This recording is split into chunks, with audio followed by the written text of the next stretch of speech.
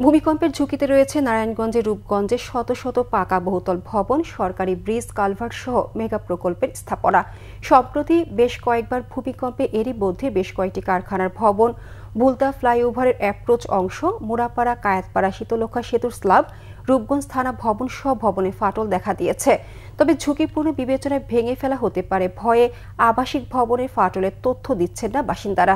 খলিল শিকদারের পাঠানো তথ্য ছবিতে দেখুন ডেস্ক রিপোর্ট।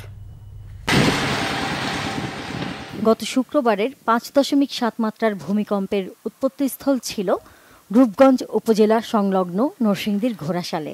এতে তীব্র ঝাঁকুনির প্রভাবে দেশের অন্যতম মেগা প্রকল্প ভুলতা ফ্লাইওভারের গোলাকান্দাল ঢাকা বাইপাস সড়ক মোড়ে অ্যাপ্রোচ অংশে ফাটল দেখা দেয়। এছাড়াও রূপগঞ্জ থানা ভবন সহ উপজেলার আবাসিক এলাকায় পুরাতন প্রায় অর্ধশত ভবনে ফাটল দেখা দিয়েছে। সম্প্রতি একটি কারখানা ভবনে ফাটল দেখা দিলে শ্রমিকদের মধ্যে আতঙ্ক ছড়িয়ে পড়ে। ফারহান সেতুর কিছুটা ক্ষতি হয়েছে, আমরা চাই যে অতি দ্রুত প্রশাসনের নজরে পড়ুক। কিন্তু অনেক জায়গায় ফাটল দিছে এবং চাকলা উঠে গেছে, তবে এটা তদারকি করা দরকার। যে ভবনগুলো ফাটা দিছে বা যে প্রতিষ্ঠানগুলো ফাটা দিছে সেগুলো যাতে নির্দিষ্ট করে যাচাই করা হয়। ভূমিকম্পের পরে এই ফাটলগুলির পরিমাণ বেড়েছে এবং আমরা এই ব্যাপারে ঊর্ধ্বতন কর্তৃপক্ষকে অবহিত করেছি।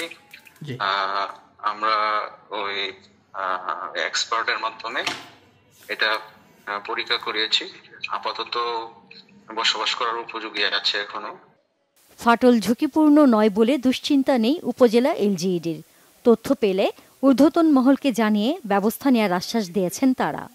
আমাদের কাছে এরকম এদিক ওদিক থেকে বেশ কিছু মেসেজ আসতেছে, আমরা সংগ্রহ করতেছি কোথায় কি পরিমাণ ক্ষয়ক্ষতি হচ্ছে বা কোথায় কি ধরনের ক্ষতি হচ্ছে। যেখানে আমরা মেসেজ পাচ্ছি আমরা এগুলো সাইট ভিজিট করে আমরা দেখতেছি যে আসলে ক্ষয়ক্ষতির পরিমাণটা কিরকম আর এটার কিভাবে সাপোর্ট দেওয়া যায়।